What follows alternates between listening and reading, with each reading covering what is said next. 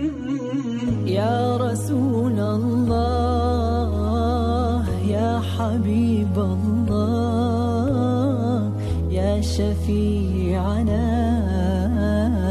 یا محمد صلی اللہ علیہ وسلم۔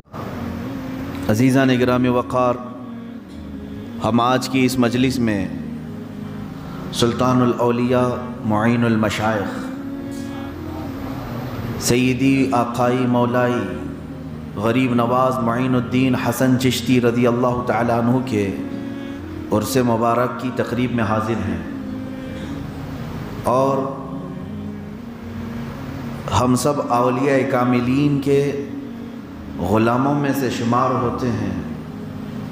بارگاہ غریب نواز میں خراج عقیدت پیش کرنا ہم سنی مسلمانوں کا اخلاقی فرض ہے، اس لیے کہ ہم اپنے آنے والی نسلوں کو یہ پیغام دیتے رہیں، جو اب کی نئی نسل کہیں یہ نہ سمجھ لے کہ اسلام ہمارے گھروں میں ٹائی سوٹ بوٹ والوں کے ذریعے سے آیا ہے، بلکہ ہم یہ ہر سال عرس منا کر اپنے بچوں کو اس علم کو ٹرانسفر کرنا چاہتے ہیں کہ بچے ہمارے گھروں میں اسلام صرف ڈاکٹروں انجینئروں سے نہیں، معین الدین حسن چشتی سے آیا ہے، اولیاء کاملین صوفیاء و مشائخ کے طریقے سے آیا ہے، اور وہی دین جو آیا خالص دین تھا، پیوریٹی والا تھا۔ یہ اور بات ہے کہ زمانے کی نیرنگیوں نے اسے مختلط کر دیا اور نئے نئے فرقے جنم لینے لگے۔ ہندوستان کے مسلمانوں سے میں ایک گزارش ضرور کروں گا، بہت سارے لوگ یہ کہتے ہیں کہ بہت اختلافات ہیں، کتنے فرقے ہیں، کتنی جماعتیں ہیں۔ آپ چاہتے ہو کہ انتشار ختم ہو جائے؟ آپ چاہتے ہو کہ امت مصطفیٰ میں فرقے ختم ہو جائیں؟ دوسری دنیا کی بات چھوڑیں، ہم ہندوستان کی بات کرتے ہیں۔ سارے مسلمانوں سے میں یہ کہوں گا، اگر انتشار، افتراق، فتنہ، فساد، اختلاف سب ختم کرنا چاہتے ہو تو میری ایک دعوت ہے، آ جاؤ سارے فرقے اس دین پر جمع ہو جائیں جس پر غریب نواز تھے، اور جو غریب نواز لے کر کے آئے، چلو اس پر جمع ہو جاتے ہیں، کوئی فرقہ باقی نہیں رہے گا۔ پھر اگر تم اس پر جمع نہیں ہوتے تو اس کا مطلب ہے کہ تمہارا دین نیا ہے اور ہمارا دین 800 سال پرانا ہے۔ الحمدللہ ہم نئی شورشوں سے اور ڈالروں سے، ریال سے آئے ہوئے دین کے پیروکار نہیں ہیں، ہم الحمدللہ درویشوں کے دین پر قائم ہیں، اولیاء کاملین کے مسلک پر قائم ہیں۔ عزیزان گرامی وقار، آج وقت بہت کم ہے، میں مختصر وقت میں جو بات پیش کر سکتا ہوں وہ یہی ہے کہ فرامین غریب نواز کو آپ کے سامنے رکھ دیا جائے۔ یہی حقیقت میں عرس بھی ہے۔ عرس کا مطلب صرف اور صرف فاتحہ اور نیاز کھا کر کے چلے جانا نہیں ہے، بلکہ عرس کا مطلب یہ ہے کہ صاحب عرس کی تعلیمات کو عام کیا جائے، لوگوں میں ان کے فرامین کو پھیلایا جائے۔ بہت کم لوگ جانتے ہوں گے کہ ان کے اقوال کیا تھے، غریب نواز کے فرامین کیا تھے، آپ نے لوگوں کو کیا چیزیں بیان کی ہیں۔ یہ تمام فرامین کی طرف توجہ دلانا ہر عالم دین کی ذمہ داری بھی ہے۔ میں مختصر سی سیرت آپ کی رکھوں گا کہ الحمدللہ ہمارے اہل سنت و جماعت کے کھاتے میں اور ہماری فہرستوں میں اتنے بڑے بڑے مشائخ اور اولیاء کاملین ہیں کہ ان کی سیرتیں بیان کرتے کرتے سالوں سال گزر جائیں گے۔ اسی لیے اے سنی مسلمانوں، آپ اولیاء کی صرف مزاروں اور قبروں کو نہ دیکھو بلکہ ان کی کتابوں کو بھی دیکھو۔ آپ صرف ان کے گنبدوں کو ہی نہیں بلکہ ان کی لکھی ہوئی تعلیمات کو بھی دیکھو تو پتہ چلے گا۔ صرف گنبدوں کو اور مزاروں کو دیکھ کر کے عقیدت رکھنے والے کی عقیدت اور ہے، اور ان کی تعلیمات پڑھ کر کے عقیدت رکھنے والے کی عقیدت اور ہے۔ اس لیے کہ جو بہک گئے، گمراہ ہوئے، جو بہک گئے اولیاء سے دور ہوئے، یہ کون لوگ ہیں؟ جو صرف مزارات کو دیکھ کر کے اعتقاد رکھتے تھے، عقیدت رکھتے تھے، انہوں نے اولیاء کو پڑھا نہیں تھا، اس لیے شیطان انہیں گمراہ کر دیا۔ اور جو اولیاء کو پڑھ کر کے ان کے محب ہوتے ہیں، چاہنے والے ہوتے ہیں، انہیں جلدی کوئی گمراہ نہیں کرے گا، اسی لیے کہ انہوں نے صرف ظاہر کو دیکھ کر کے محبت نہیں کی ہے بلکہ ان کی تعلیمات کو دیکھ کر محبت کیا ہے۔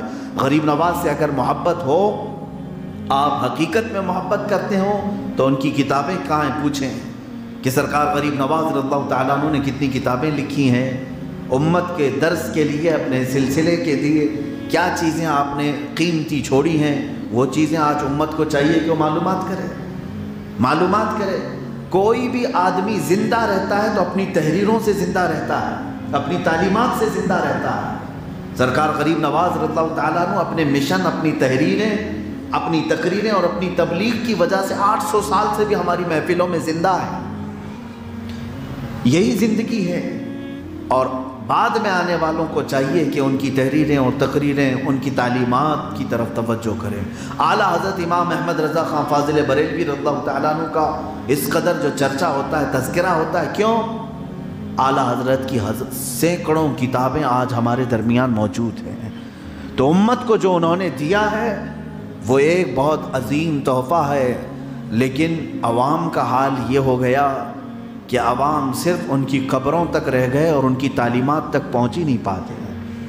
ان کے گنبد اور ان کے نیاز اور ان کے منتوں تک رہ گئے، لیکن ان کی تعلیمات اور ان کی کتابوں تک نہیں رہے۔ مجھے بتاؤ اے سنی مسلمانوں، ہزاروں کی تعداد میں زیارت پر جانے والے مٹھائیاں، نان کھٹائیاں، پیڑے سب تو لے کر کے آتے ہوں گے جس جگہ جاتے ہیں صاحب عرس، خواہ وہ بریلی شریف ہو کہ اجمیر شریف ہو کہ کلیر شریف ہو، جہاں پر جاتے ہیں آپ اپنے گھر واپس آنے کے وقت نیاز کے طور پر فاتحہ کے بعد کچھ نہ کچھ مٹھائی لاتے ہیں۔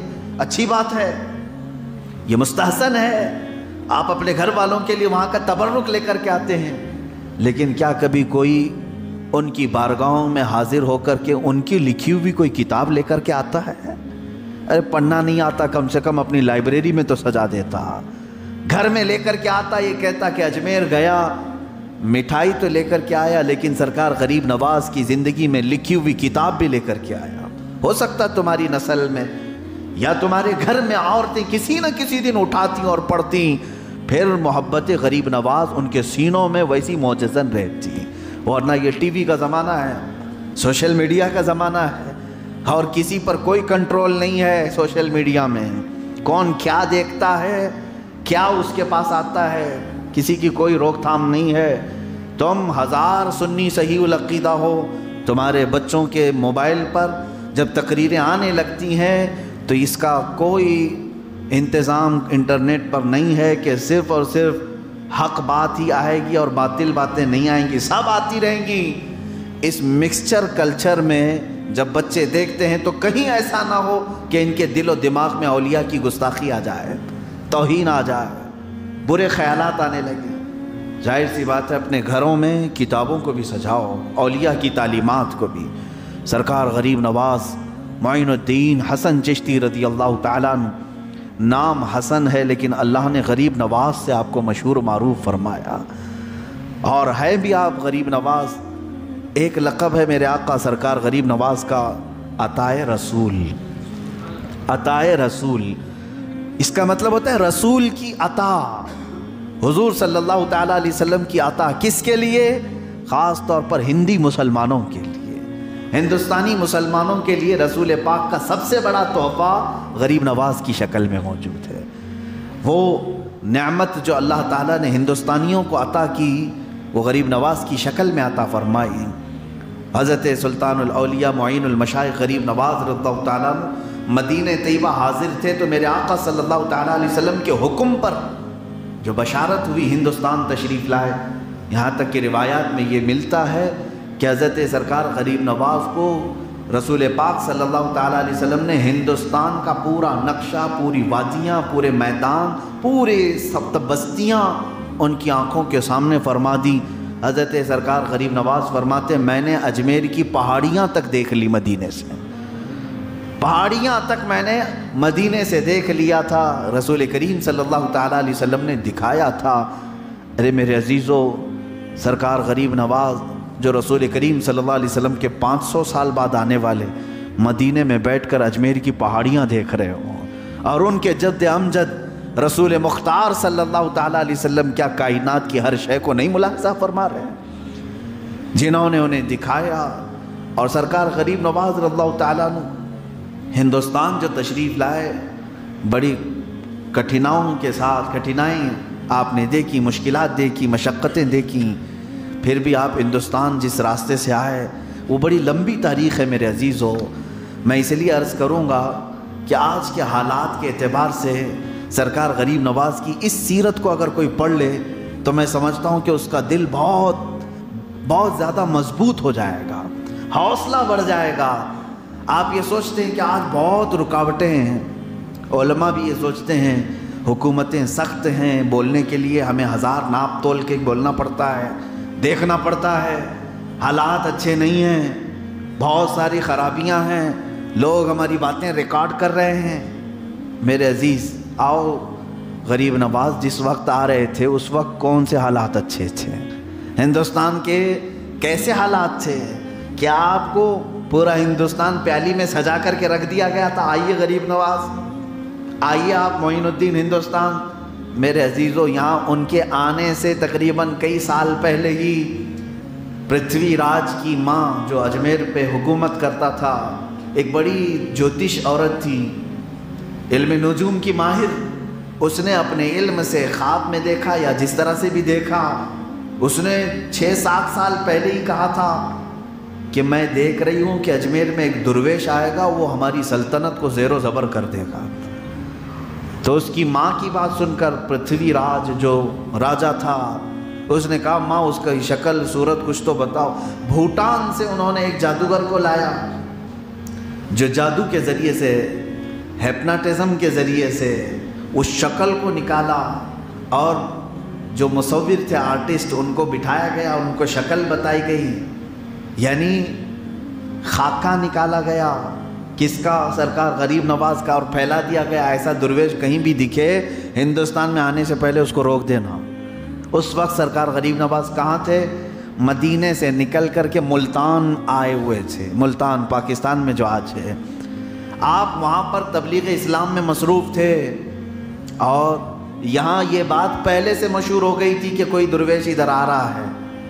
پھر اس کے بعد جو پابندیاں لگائی گئی تھی وہ معمولی پابندیاں نہیں تھی میرے عزیزوں. ایک شخص ہے رام پرکاش، وہ پرتھوی راج کا بڑا خاص چیلا تھا. اس نے کہا میں جاسوسی کے ذریعے کہیں نہ کہیں سے ڈھونڈ نکالوں گا اس درویش کو. وہ ڈھونڈتے ڈھونڈتے ملتان پہنچ گیا. حضرت سرکار غریب نواز اسے نظر بھی آ گئے. اب اس نے بھیس بدل لیا، مسلمان کا بھیس بدل کر داڑھی بڑھا لی، ٹوپی رکھ لی، جبہ پہنا. سرکار غریب نواز کے ہزاروں مریدین جو تھے خانقاہ پہ، ان میں شامل ہو گیا. کئی دن تک انتظار کرتا رہا کہ تنہائی میں ایک بار غریب نواز سے ملاقات ہو جائے. جا کر کے اندر اگر اکیلے میں مل گئے تو یہیں ختم ہی کر دوں، یہ اجمیر تک آ ہی نہ سکے. قاتلانہ حملہ کرنا تھا. رام پرکاش 12 دن تک مسلسل محنت کرتا رہا. اس کے بعد ایک رات ایسی آئی کہ آدھی رات گزر چکی تھی، خیمے میں سرکار غریب نواز اکیلے تھے.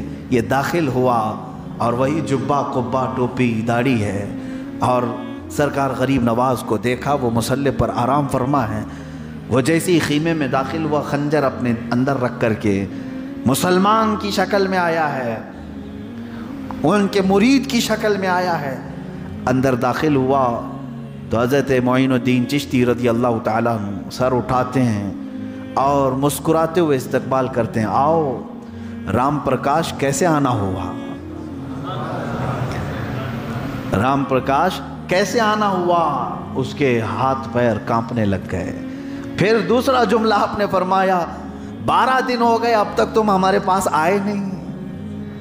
تیسرا جملہ آپ نے فرمایا وہ سکتے پہ سکتا. یہی ہوتا ہے اولیاء کا جھٹکے پہ جھٹکا. جو وہ مخالفین ہوتے ہیں ان کو مسلسل پڑھتے رہتے ہیں. سرکار غریب نواز نے تیسرا جملہ فرمایا چلو آئے نہیں 12 دن سے، آج تو موقع ملا، جس کام کی غرض سے آئے ہو وہ کام تو پورا کرو. خنجر اندر ہے، ہاتھ سے نکالا اور پھینک دیا نیچے. اور اس نے کہا زندگی بھر میں نے بہت سارے لوگوں کو دیکھا، جادوگروں کو دیکھا، لیکن دلوں کے حالات جاننے والا کسی درویش با اخلاق کو آج پہلی بار دیکھا، جس کا دل بھی نورانی ہے اور چہرہ بھی نورانی ہے۔ اس نے سرکار غریب نواز کے دست حق پرست پر اسلام قبول کیا۔ اسی رات کو معین الدین چشتی رضی اللہ تعالیٰ عنہ نے اس کا نام ضیاء الرحمن رکھا۔ یہ وہ ضیاء الرحمن ہے جو سرکار غریب نواز کے اجمیر آنے تک آپ کا سب سے بڑا باڈی گارڈ بنا ہوا تھا۔ یہ رب تعالیٰ کی مصلحت ہے میرے عزیزوں، اللہ رب العزت کی مصلحت یہ ہے جو دین کو مٹانے کے لیے نکلتے ہیں، مولا کبھی کبھار انہی کے ذریعے سے دین کو آباد بھی فرماتا ہے۔ اقبال نے سچ کہا تھا، حرم کو مل گئے پاسباں صنم خانے سے، حرم کو مل گئے پاسباں صنم خانے سے۔ آج بھی میں یہی امید کرتا ہوں کہ مولا تعالیٰ جو اسلام کو مٹانے کے لیے مینار و مسجدوں کو تباہ کرنے کی کوششیں کر رہے ہیں، ایک دن آئے گا کہ انشاءاللہ وہی محراب و منبر کو بھی آباد کریں گے۔ اللہ ہدایت عطا فرمائے۔ سرکار غریب نواز رضی اللہ تعالیٰ ہندوستان آئے۔ ہم تو میاں پروگراموں میں آتے ہیں، ہماری کون سی بڑی طاقت ہے، کون سا بڑا استقبال، ہماری کون سی حیثیت ہے، یا پھر ہم کون سا بہت بڑا کام کر رہے ہیں۔ یا تو پہلے سے فیلڈ ہموار ہے، آنے سے پہلے نعرے، جانے کے وقت نعرے، استقبال۔ وہ سرکار غریب نواز سلطان الاولیاء جس انداز سے تشریف لا رہے ہیں، ساری چوکیاں لگائی گئی، ناکہ بندی ہے، جگہ جگہ پر پہرے داری ہے کہ یہ ہندوستان میں نہ آنے پائے ایسا درویش۔ باوجود اس کے جب ملتان سے آپ نکلے، پنجاب کے راستے سے آ رہے تھے، امرتسر، پٹیالہ، یہ تمام راستے ہوتے ہوئے دلی آنا تھا۔ ضیاء الرحمن نے کہا کہ حضور ہر جگہ پرتھوی راج نے 52 راجے تھے اس وقت، 52 راجوں کا راجہ ہے، ہر جگہ اس نے پولیس لگایا ہے، ناکہ بندی ہے، سب کے پاس وہ آپ کی تصویر پہنچی ہوئی ہے اور سب اچھی طرح سے پڑھ لکھے ہیں، خاکہ پورا دماغ میں بٹھائے ہوئے ہیں۔ صبح سے شام، شام سے صبح تک کوئی ایسا شخص اس سرحد میں آنے نہ پائے، تاکید ہے سب کو۔ اس نے کہا ہم کون سی چوکی سے جائیں گے؟ سرکار غریب نواز رضی اللہ تعالیٰ عنہ اس سے کہتے ہیں تو چلتے رہے ہمارے ساتھ، اس لیے کہ معین الدین غریب نواز رضی اللہ تعالیٰ عنہ ہندوستان جب تشریف لا رہے تھے تو صرف ایک ذات نہیں، پورا اسلام آ رہا تھا ساتھ میں، صرف ایک ذات نہیں، اسلام پورا آ رہا تھا۔ اور دیکھیں سرکار غریب نواز کی زندگی میں بہت ساری میرے آقا صلی اللہ تعالیٰ علیہ وسلم کے معجزات کی جو برکت ہے، کرامت کی شکل میں آپ کو ملی ہے۔ حضور پر بھی قتل کے منصوبے بنا کر سارے لوگ گھیرا بندی کیے ہوئے تھے، حضور ان کے درمیان سے نکلتے ہوئے مدینہ تشریف لے گئے، کسی ایک کافر کو بھی حضور نظر نہیں آئے۔ اب غریب نواز جب پنجاب کی سرحدوں میں جا رہے ہیں، انہی چوکیوں کے بیچ میں سے جا رہے ہیں، پولیس والے سپاہی کھڑے ہیں، دیکھ رہے ہیں، اور آپ گزرتے ہوئے جا رہے ہیں، گزرتے ہوئے جا رہے ہیں۔ ضیاء الرحمن نے کئی چوکیاں پار کرنے کے بعد پوچھا سرکار غریب نواز سے کہ حضور والا ان لوگوں کو ہوا کیا ہے؟ کیا یہ آپ کی تصویر دیکھ کر آپ کو پہچان نہیں رہے ہیں یا پھر ماجرا کچھ اور ہے؟ سرکار غریب نواز نے مسکرا کر کے فرمایا اے ضیاء الرحمن خاموش رہ، اللہ مجھے جسے چاہے اسے دکھاتا ہے اور جسے چاہے چھپاتا ہے۔ غریب نواز کو جو چاہے اللہ جسے چاہے وہ دیکھ سکتا ہے، اور اللہ جسے نہ چاہے وہ کبھی نہیں دیکھ سکے گا۔ ان کے سامنے سے گزرتے ہوئے آئے، دلی پہنچے، یہاں ہنگامہ ہوا کہ جو درویش جس کا خاکہ پھیلا ہوا تھا وہ تو دلی پہنچا ہوا ہے۔ راجے نے ان ساری چوکیوں پر موجود سپاہیوں کو قتل کر ڈالا، مار ڈالا کہ اندر آیا کیسے؟ انہوں نے کہا ہماری موجودگی میں نہیں آیا۔ تو بادشاہ نے پوچھا، راجہ نے پوچھا تو پھر کس کی موجودگی میں آیا؟ یہ جھگڑے کبھی ختم نہیں ہوں گے، اس لیے کہ اللہ کی حکمتیں بہت اعلیٰ ہیں۔ وَمَكَرُوا وَمَكَرَ اللَّهُ وَاللَّهُ خَيْرُ الْمَاكِرِينَ۔ قرآن میں مولا فرماتا ہے سارے کفار منصوبے بناتے ہیں دھوکہ دینے کے لیے، اور اللہ خفیہ تدبیر کرتا ہے۔ اے مسلمانوں، اللہ کی تدبیر سب سے غالب آنے والی ہے، سب سے غالب آئے گی۔ وہاں سے وہ رب تعالیٰ تمہیں نکالے گا جہاں تمہارا وہم و گمان بھی نہیں ہوگا۔ دلی پہنچے، دلی میں یہاں پر کئی دن تک قیام ہوا، لوگ جوک در جوک آئے۔ پھر اجمیر آنے سے پہلے پھر چوکیاں لگائی گئیں۔ وہ راج ماتا راجا کی ماں نے کہہ دیا کہ بیٹا اب چھوڑ دے، اب چھوڑ دے، اب اس کا راستہ روکے گا تو بہت بڑا نقصان بھی اٹھائے گا، لیکن اس نے ہر ممکن کوشش کر ڈالی سرکار غریب نواز کو اجمیر پہنچنے سے پہلے، لیکن وہ غریب نواز، میرے عزیز و تاریخ پڑھتا ہوں تو اش اش کر جاتی ہیں آنکھیں کہ وہ آئے تو صحیح، ہمارا اور آپ کا سفر کرنا اور ہے، غریب نواز کا سفر کرنا اور ہے۔ دلی سے اجمیر کا سفر سرکار غریب نواز رضی اللہ تعالیٰ عنہ نے فرمایا، آپ کے ساتھ چند درویش تھے، یہ سفر تقریباً 8 دن کے اندر طے ہوا۔ ان 8 دنوں کے اندر دلی سے اجمیر تک 7,000 لوگ اسلام قبول کر چکے تھے۔ وہ سفر پر نکلیں تو اسلام دیتے چلے جائیں، یہ اللہ کے ولیوں کی کرامت۔ میرے عزیزو، انا ساگر کو کوزے میں بھرنا وہ الگ کرامت ہے، اونٹوں کو بٹھا دینا الگ کرامت ہے، کھڑاؤں سے جے پال جوگی کو مارنا الگ کرامت ہے، لیکن لوگوں کے دلوں میں شرف اسلام عطا کرنا یہ سب سے بڑی کرامت ہے۔ یہ بڑی کرامتیں ہیں۔ سرکار غریب نواز رضی اللہ تعالیٰ عنہ ان تمام بندشوں کو توڑتے ہوئے، ساری حدوں کو پھلانتے ہوئے، جو حدیں انہوں نے بنائی تھی، اجمیر معلیٰ پہنچ بھی گئے، اور اجمیر مقدس جہاں پہنچے آپ نے اپنی جھوپڑی قائم بھی کی، اپنی عبادتوں میں مصروف رہے۔ کیا اتنی پابندی لگائی گئی تھی؟ راستہ روکا گیا تھا، تصویریں پھیلائی گئی تھی، پروپیگنڈا کیا گیا تھا؟ اتنا نہیں۔ آ جانے کے بعد راجا نے کیا نہیں کیا؟ پانی بند کر دیا، پانی بند کر کے دیکھا گیا۔ پھر تھوڑے دنوں کے بعد جادوگروں سے مقابلہ کروایا، زہر دے کر کے بھیجا کھانے میں، عورتیں بھیجا، لڑکیاں بھیجا، کون سی چیز نہیں کی گئی؟ لیکن غریب نواز کا مشن سمندر کی طرح پھیلتا ہی چلا گیا۔ وہ ایک ایسا سیلاب تھا جس کو اقبال نے کہا ہے، تھمتا نہ تھا کسی سے سیل رواں ہمارا، تھمتا نہ تھا کسی سے سیل رواں ہمارا۔ یہ ایسی باڑھ ہے جو پھیلتی ہی چلی گئی اور کسی کی طاقت نہ ہو سکی روکنے کی۔ اور مشہور روایت کے مطابق سلطان الاولیاء اسی جھونپڑی میں، اسی خیمے میں رہ کر تبلیغ اسلام کرتے ہوئے ہندوستان کے 90 لاکھ واسیوں کو شرف اسلام عطا فرمایا۔ عزیزان گرامی وقار، میں یہاں سے آپ کی زندگی پاک سے یہ کہنا چاہوں گا کہ اس وقت کیسے حالات تھے۔ اس وقت حالات بہت اچھے تھے۔ اس وقت ڈیموکریسی تو آج ہے، اس وقت تو یعنی بادشاہت تھی، رولنگ تھی۔ جو راجا ہے وہ کسی کا الیکشن سے آیا ہوا نہیں ہوتا، وہ اپنی طاقت سے آیا ہوا ہوتا ہے۔ اپنے سپاہی، اپنے وزیر، اپنی پولیس جس کو چاہے بند کرے، جسے چاہے مارے۔ اتنی طاقت اور ڈکٹیٹرشپ کے باوجود سرکار غریب نواز کے قدم نہیں ڈگمگائے۔ آج کے حالات میں اگر حق بولنے پر قدم ڈگمگاتے ہیں تو تم غریب نواز کے مریدین میں سے نہیں ہو۔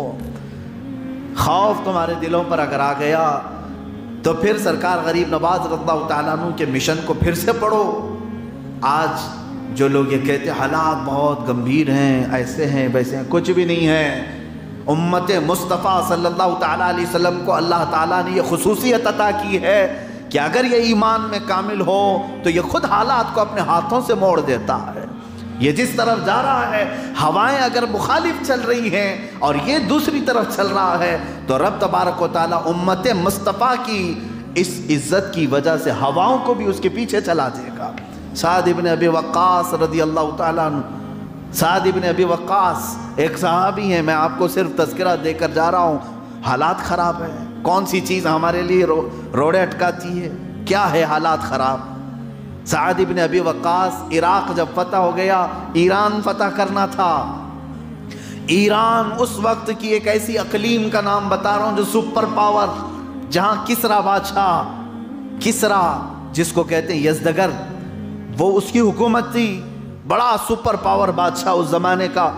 اس کی سرحدوں میں داخل ہونا ہے، لیکن عراق اور ایران کے بیچ میں دریائے دجلہ ہے، دریا ہے۔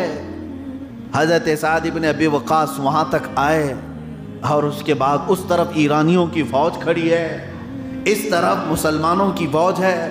حضرت سعد ابن ابی وقاص نے پوچھا کیا ایران میں داخل ہونا ہے؟ ایران میں داخل ہونا ہے اسلام کے ساتھ؟ صحابہ نے کہا آپ جس طرف آگے بڑھیں گے ہم آگے بڑھتے ہیں۔ سعد ابن ابی وقاص نے کہا کشتیاں ہیں کسی کے پاس عبور کریں؟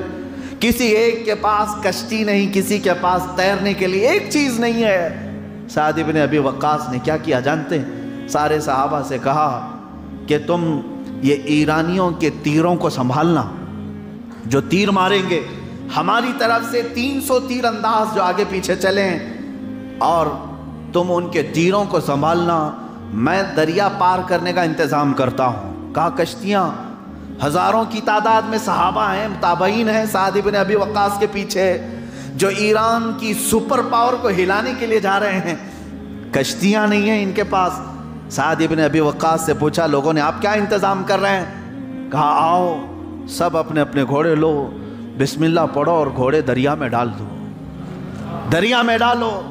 دریا اتنا گہرا، بہت تیز بہاؤ والا دریا ہے دریا دجلہ، ہر چیز کو بہا لے جاتا ہے، آج بھی اس کی روانی بہت تیز ہے، کافی لمبا دریا۔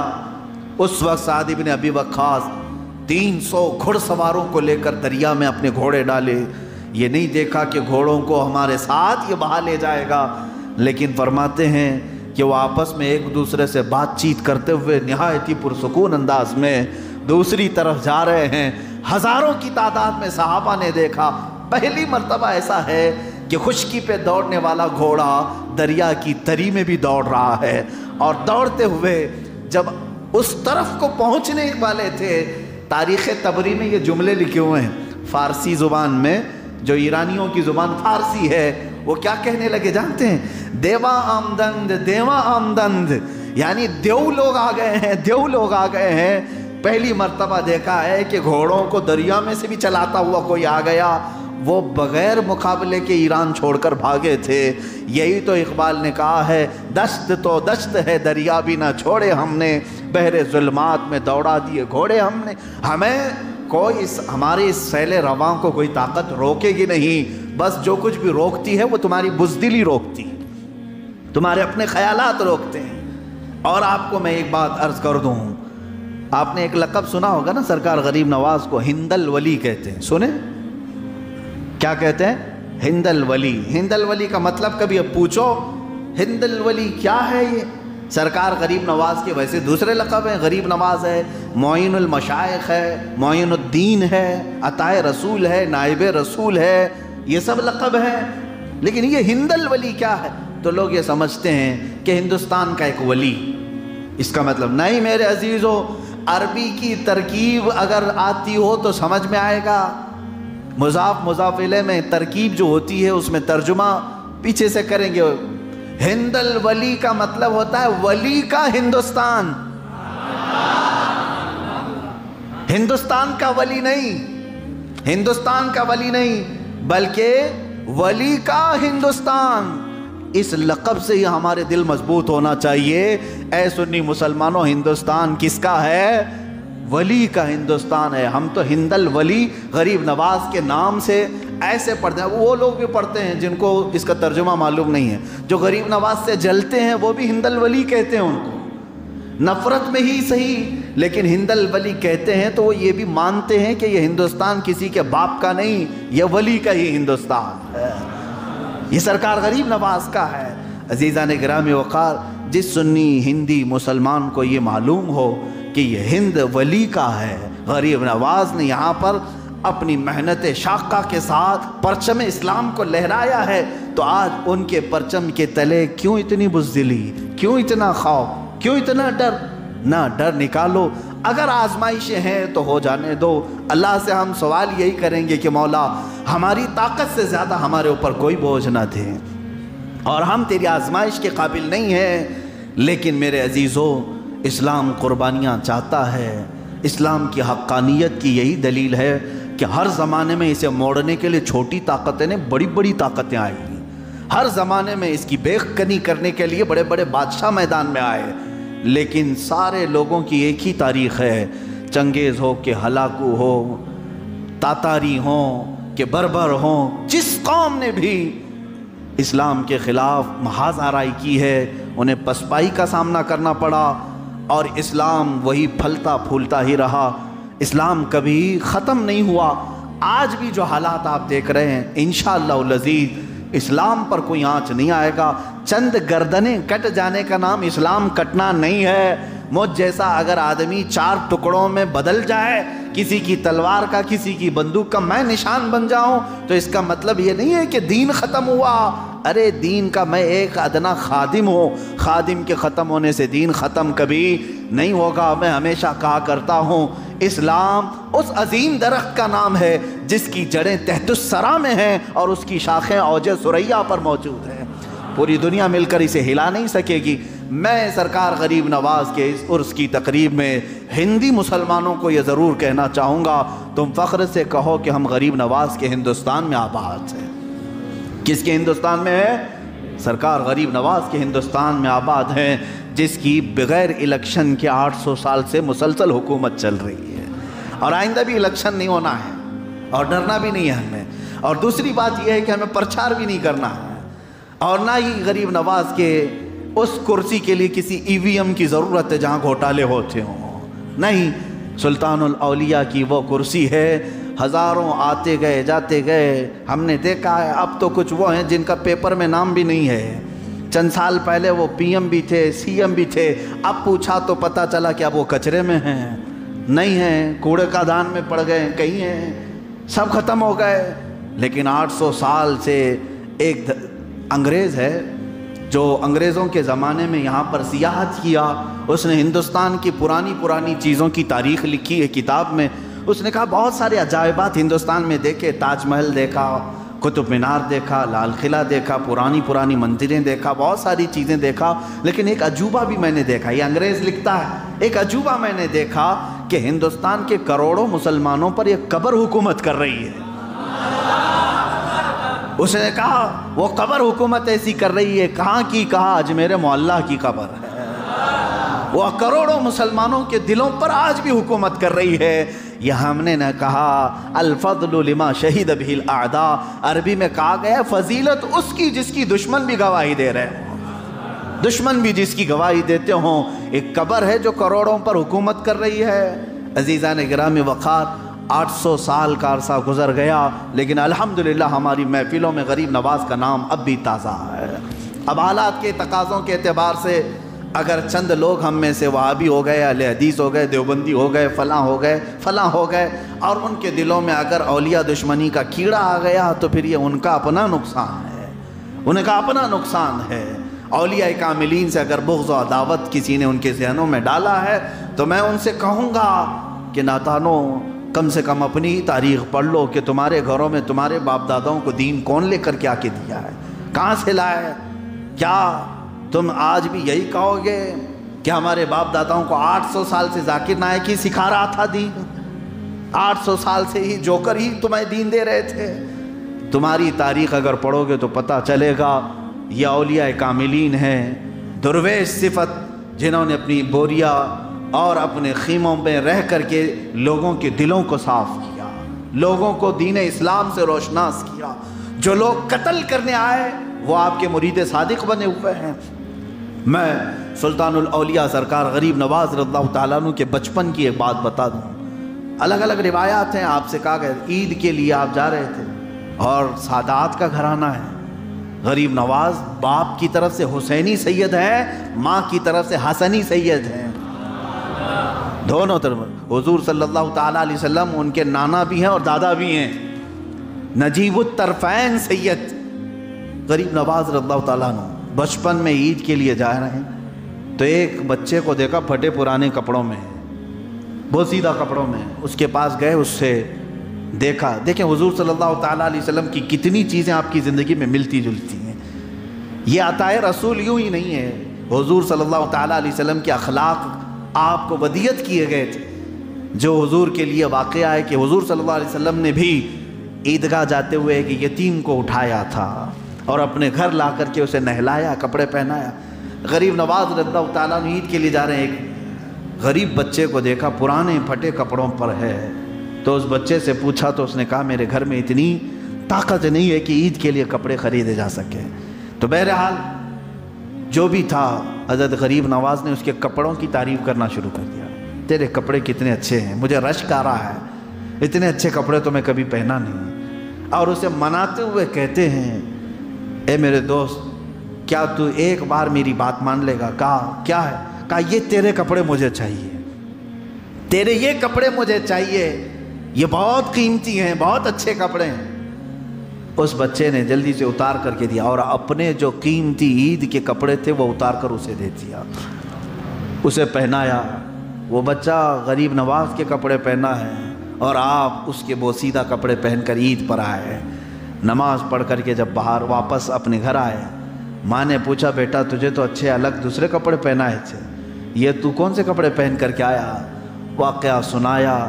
ایک چھوٹے سے بچے کو میں نے بوسیدہ کپڑوں میں دیکھا تو دل گوارا نہیں کیا، میں نے اپنے عید کے کپڑے اسے دے دیا، اس کے کپڑے میں پہن لیا۔ اسی دن سے یہ گاؤں میں بات مشہور ہو گئی تھی کہ معین الدین غریب نواز ہے، یہ غریبوں کو نوازنے والا ہے۔ میرے عزیزو، یہ صرف ان کی زندگی کا ایک واقعہ سمجھ کر ہم بھول نہیں جائیں گے۔ میں آج بھی غریب نواز کے دربار سے یہی آس و یاس رکھتا ہوں کہ ہم گناہوں کے پھٹے پرانے کپڑوں میں آج زندگی گزار رہے ہیں۔ یہ ظاہر جو لباس ہے یہ الگ لباس ہے، لیکن جو اخلاق کا لباس ہے وہ ہمارا پھٹا ہوا ہے، بہت بوسیدہ ہے۔ اور اس لباس کو سرکار غریب نواز رضی اللہ تعالیٰ، یہ نہیں میں کہوں گا کہ ہمارا لباس وہ اپنا لیں گے، ہرگز نہیں، لیکن شان غریب نوازی یہ ہے کہ وہ ہمارے اخلاق اور گناہوں کے پھٹے ہوئے لباس کو اپنے تصرف و کرامت سے اچھے لباس میں ضرور تبدیل فرمائیں گے۔ محبت ہو تو سرکار غریب نواز کی بارگاہ سے عطا بھی ہوگی۔ اجمیر محلہ سے اپنی عقیدتوں کو وابستہ رکھو مسلمانوں، کبھی کم ہونے نہ دینا۔ جب جب بات آئے سلطان الاولیاء کی، غریب نواز کی، اپنے بچوں میں ان کی محبت منتقل کرتے چلے جانا۔ بات کے حالات کا ہمیں اندازہ نہیں ہے کہ یہ ہمارے بچے کہیں کسی اور کی بتائی ہوئی باتوں سے یہ نہ سمجھ لیں کہ ہمارے گھروں میں دین انٹرنیٹ سے ہی آیا ہے، گوگل سے ہی سیکھا ہوا ہے، لوگ یہ نہ سمجھ بیٹھے۔ اس لیے بچوں کو اپنی تاریخ سے آشنا کرتے رہو۔ سرکار غریب نواز رضی اللہ تعالیٰ عنہ کی محبت ہے۔ میں جو بات شروع کیا تھا وہ یہی ہے، اسی پر میں ختم کروں گا۔ آپ کے فرامین مجھے آج سنانا ہے۔ ان کی کرامتیں بہت سنے ہیں، ان کے اخلاق و کردار آپ نے بہت سنے، ان کا تصرف، ان کی کرامات، ان کا زہد و تقوی شاید سب نے سنا ہوگا۔ برکت کے لیے میں نے ایک دو واقعات آپ کے سامنے رکھے تھے کہ سرکار غریب نواز رضی اللہ تعالیٰ عنہ ان کے بلند و بالا اخلاق کیا تھے۔ میں نے دو تین مثالیں صرف برکت کے لیے رکھی، لیکن میں نے آج یہ طے کیا تھا کہ آج کے اس مختصر سے وقت میں میں اپنے سننے والوں کو غریب نواز کے فرامین اور ان کے اقوال، جس کو گولڈن ورڈز کہا جائے، وہ ضرور پیش کر کے جانا چاہتا ہوں۔ سلطان الاولیاء غریب نواز کی کتابوں سے جو ملی ہوئی باتیں ہیں، چند ہی چیزیں بتاتا ہوں۔ فرماتے ہیں، نمبر 1، نماز بندوں کے لیے خدا کی امانت ہے۔ کس کی امانت ہے؟ اللہ کی امانت ہے۔ بس بندوں کو چاہیے کہ اس کا حق ادا کریں، اس میں کوئی خیانت نہ کریں۔ نماز ایک راز ہے جو بندہ اور اپنے پروردگار کے بیچ میں ہے۔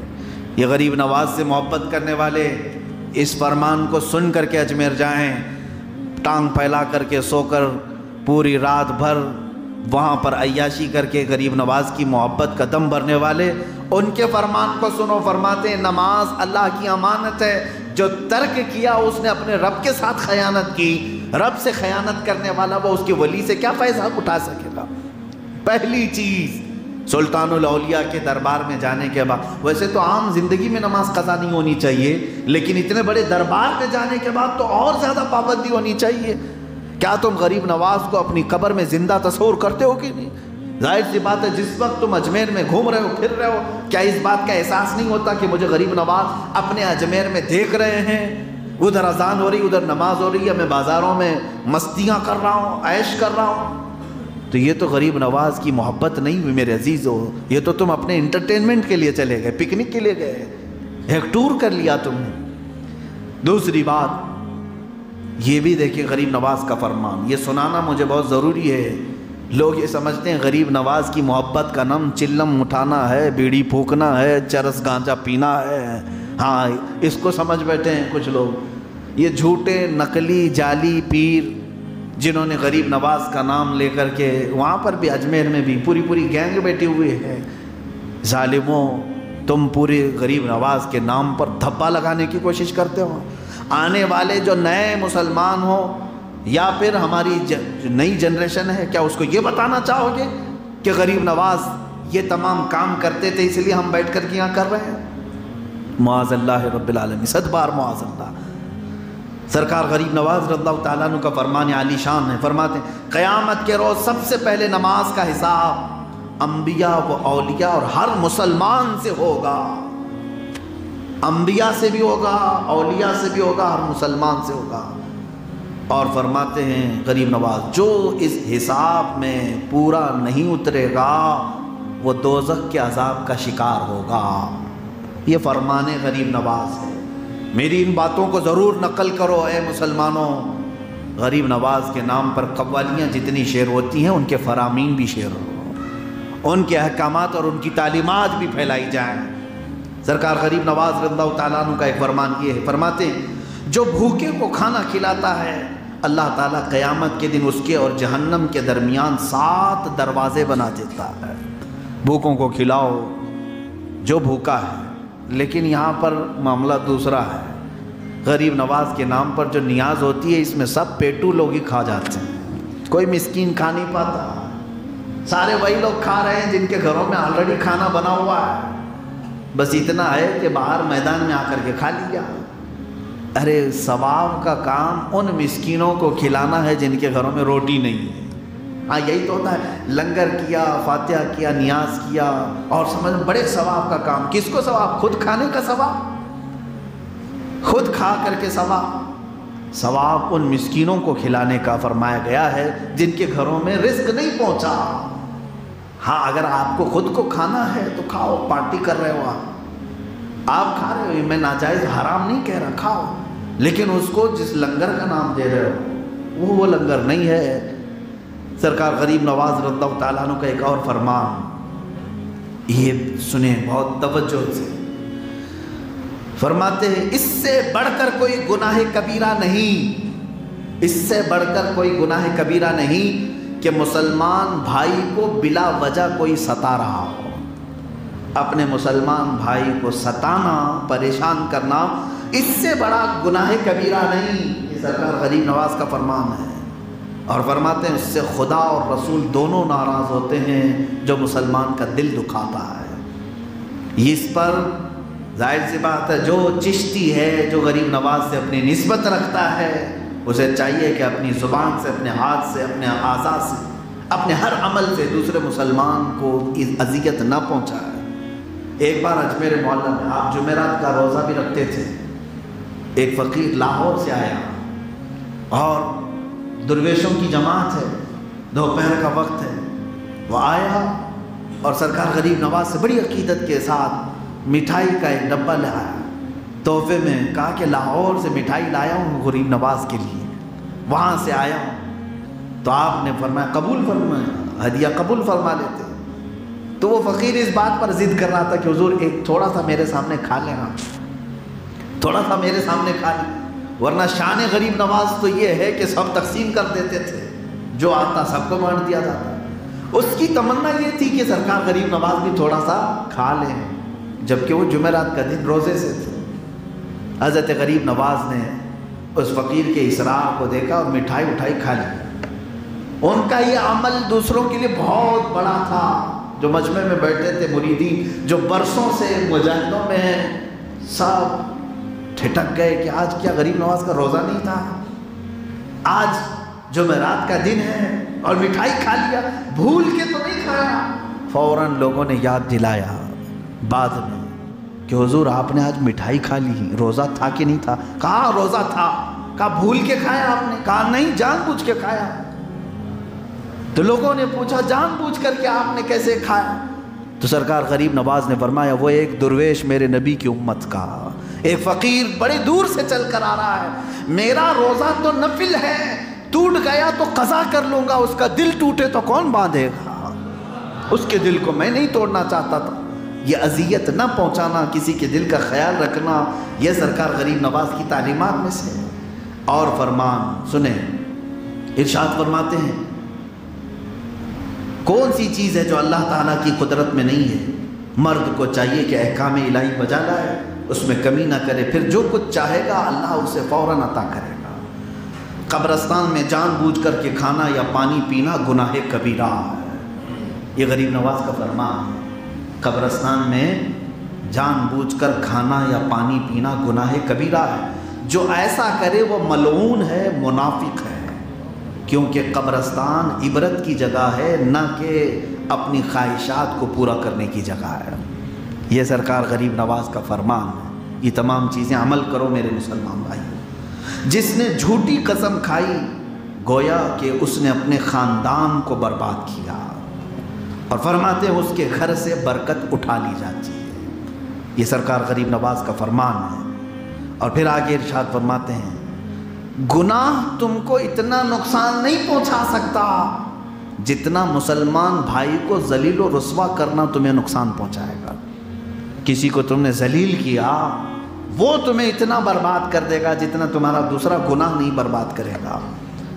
آپ سنیں، یہ بات بھی ضروری ہے، اگر قیامت کے دن کوئی چیز جنت میں لے جائے گی تو وہ تمہارے اخلاق و کردار، تمہارا تقوی ہے، نہ کہ علم۔